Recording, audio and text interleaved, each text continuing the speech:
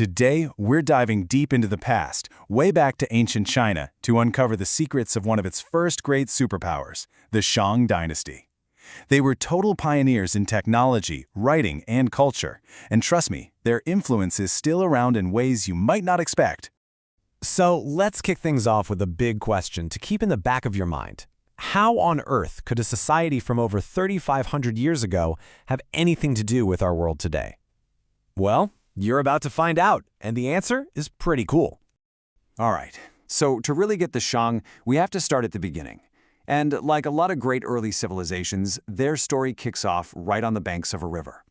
And we're not talking about just any river. The Yellow River was the perfect spot for a civilization to take root. It gave them water for drinking and travel, of course, but the real prize was the super-rich soil it left behind after floods. That fertile ground meant they could grow tons of food, stop wandering, and build a real, permanent kingdom. Now, for the average person, life pretty much revolved around farming.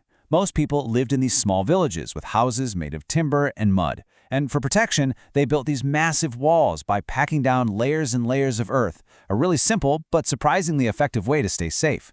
Their whole lives were tuned to the rhythm of that river. But here's the thing. The Shang weren't just a bunch of random villages. Nope, they were a highly organized kingdom with a very clear structure. Everybody knew exactly where they stood. We call this kind of system a social hierarchy. The easiest way to picture it is just like a ladder.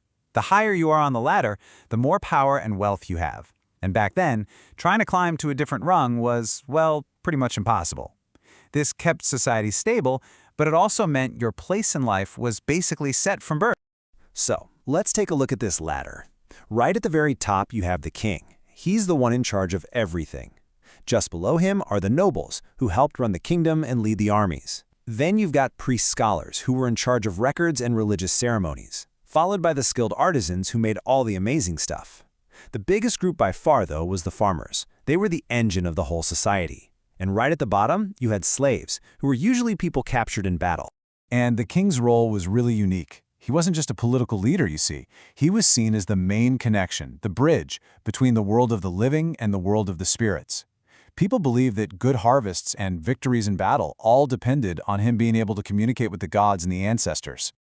So a strong social structure was one thing, but that wasn't their only advantage. The Shang were also brilliant innovators. They came up with technologies that completely changed the game. The absolute biggest game changer was bronze. Before this, tools and weapons were made from stuff like stone and wood. But the Shang figured out that if you mix two metals, copper and tin, you get bronze. This was a massive deal, because bronze is way harder and more durable. It gave their armies a huge advantage with better weapons, and it let their artisans create these incredible, detailed vessels that became major status symbols. But as revolutionary as bronze was, maybe their most important invention, the one that really echoed through history, was writing. This was a gigantic leap forward for civilization.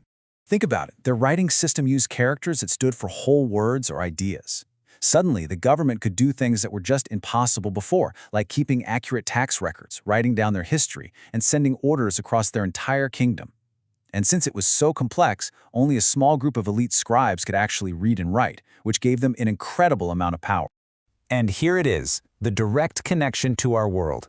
The characters used in China and other parts of Asia today by over 1.2 billion people are the direct descendants of the script the Shang invented 3,500 years ago.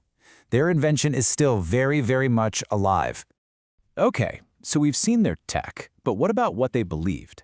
For the Shang, the spirit world wasn't just some vague idea. It was real, it was important, and they were pretty sure they could talk to it. This practice has a name. It's called divination. It's basically the art of trying to find out about the future or asking for guidance by communicating with supernatural forces. They'd ask about everything, the weather, the harvest, even whether they'd win a battle. And the Shang had this absolutely fascinating way of doing it, using oracle bones. Here's how it worked. They'd carve a question onto a piece of bone, usually from an ox, or onto a turtle shell.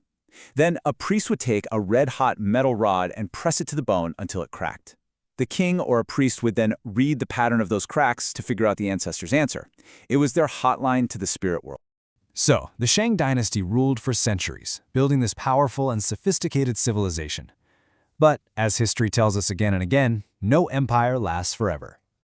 So what happened? Well, after so many years of success, the stories say the last few Shang kings became corrupt and cruel, and they lost the support of their own people. As the Shang got weaker from the inside, a rival tribe on their border, the Zhou, was getting stronger. Eventually, it all came to a head.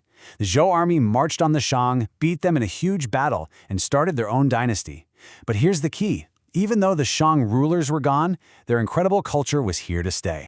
And that brings us to one last thing to think about. The Shan government fell, yes, but their big ideas, their writing system, their amazing bronze work, their social structures, they didn't disappear. They became the actual foundation for Chinese civilization for thousands of years to come. So it makes you wonder, if an empire's ideas live on and keep shaping the world, does it ever really end?